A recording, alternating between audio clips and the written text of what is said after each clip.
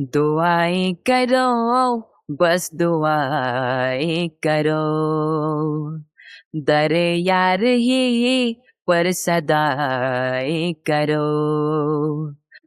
Heartbreaking demolition of the Ahmadiyya Mosque in Daska, district Sialkot.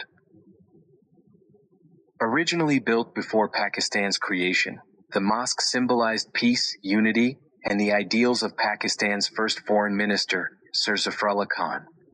Despite the local Ahmadiyya community's efforts to comply with legal requirements, the mosque was reduced to rubble without prior warning. The demolition was accompanied by disturbing slogans and a display of violence. This incident raises questions about the nation's drift away from the principles of tolerance and peace that were once envisioned for Pakistan. दुआएं करो, बस दुआएं करो, दर यार ही पर सदाएं करो.